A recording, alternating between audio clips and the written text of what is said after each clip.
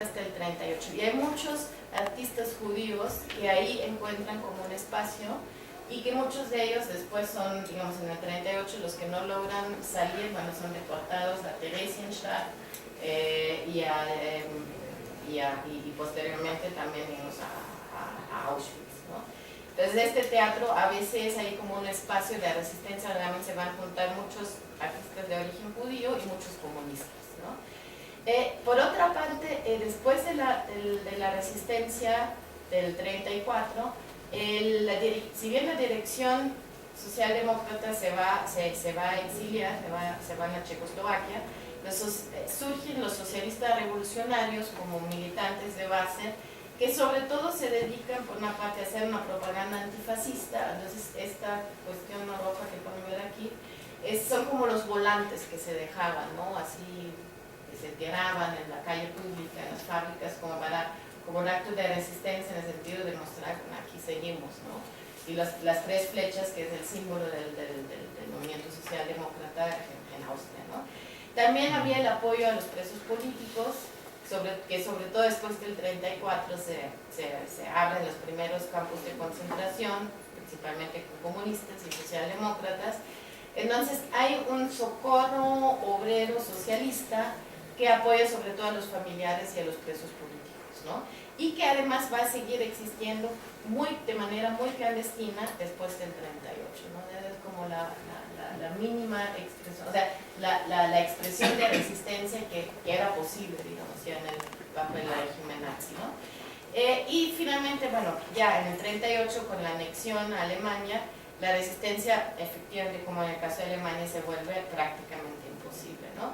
Y además, como ya esa oposición comunista y socialdemócrata ya estaba registrada, ¿no? O sea, porque los austrofascistas en el 37 hacen como una amnistía política, se liberan a muchos de los presos, pero ya están registrados, ¿no? Entonces, muchos de esta gente son los primeros detenidos en el 38 y llegan directamente a Dachau o Mauthausen, a todos los campos de concentración, primero en Alemania y después, digamos, sobre todo los judíos, a Polonia, ¿no? Y a Chequia, ¿no? Bueno, conclusiones. Algo que yo creo que la nueva historiografía, que se enfoca sobre todo en políticas, en prácticas, en relaciones entre ideologías, destaca que cuando analizamos el periodo de entreguerras en Europa, lo que podemos ver es que las fronteras entre el conservadurismo ultra radical, el nacionalismo y el fascismo son fronteras muy fluidas, ¿no? Y muy porosas, ¿no? Y en ese sentido vale más la pena como que en vez de plantear nada más el asunto de los modelos, y entonces decir, bueno, este país, o sea, esos países cumplen con todos los requisitos para caracterizarlos como fascistas de acuerdo al modelo clásico o no, más bien pensar en procesos y trayectorias de regímenes políticos y de actores, ¿no? Como en el caso del Partido Social Cristiano Austriaco, que pasa, digamos, en la posición nacionalista, de catolicismo político, hacia una posición cada vez más fascista, como que analizar más bien como que estas trayectorias y estos procesos, ¿no? Y además también estudiar más los cruces y las transferencias entre movimientos fascistas, ¿no? Como por ejemplo, cómo digamos, los técnicos de la estadística, ¿no? Como los de Austria, estuvieron leyendo lo que estaba pasando en Italia y recuperando de manera como, o sea, apropiándose de las políticas de control demográfico de los italianos para aplicarlos a Austria, ¿no?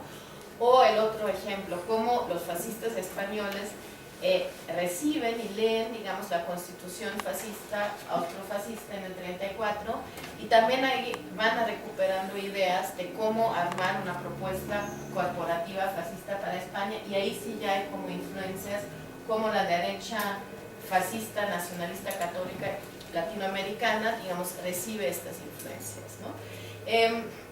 Entonces yo creo que lo interesante y actualmente, como una línea de investigación, es justo llegar a estas historias globales de los fascismos, ¿no? Más que pensar en estas como que historias nacionales estados, pensar en estos cruces, ¿no? Y por eso también como que quiero terminar con una anécdota para ejemplificar esta idea de pensar en cómo se lee en otros países lo que pasa en este momento en Europa o al revés, ¿no? Que mi abuela siempre me contaba que, sobre todo cuando yo ya estaba como que haciendo mis maletas para venirme para México, entonces tenía ya dos referencias, uno es Maximiliano y el otro era las oraciones que hacían en la iglesia en los años 20, principios de los 30, en su parroquia en Viena. Pero mi familia lamentablemente, digamos que mis abuelos eran del partido social cristiano, ¿no? Entonces iba a la iglesia para rezar por los pobres cristianos perseguidos en México, por el Estado mexicano, la guerra cristera, y también se juntaba dinero, se juntaban apoyos, ¿no? Para apoyar, o sea, esta persecución, digamos, esta persecución de los cristianos, ¿no? en América Latina, ¿no? Es como que para también entender cómo se veía, digamos, desde allá, lo que estaba pasando aquí. Y también a la vez yo creo que sería muy interesante rastrear, y eso me quedó como las ganas a partir de hacer, digamos, esta recuperación también de parte de la historia de mi país, como decir, bueno, a ver cómo en la prensa latinoamericana y de la ultraderecha latinoamericana se estaba leyendo lo que estaba pasando en Austria en este momento, ¿no? Que sería como una pregunta pendiente para otro momento, ¿no? Pero bueno, entonces les agradezco la atención. Espero que...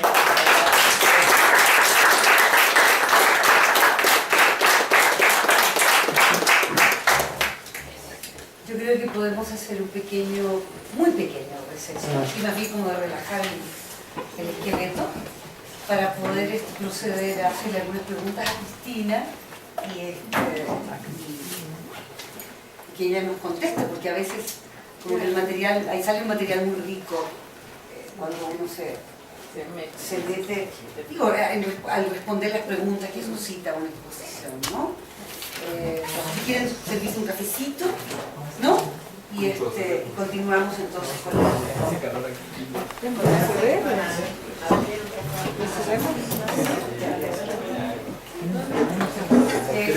Les recuerdo que pueden reclamar, profesores.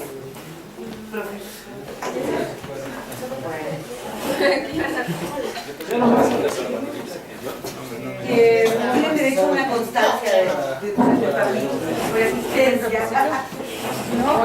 La pueden solicitar. ¿Quieres un café? ¿Tú sí quieres?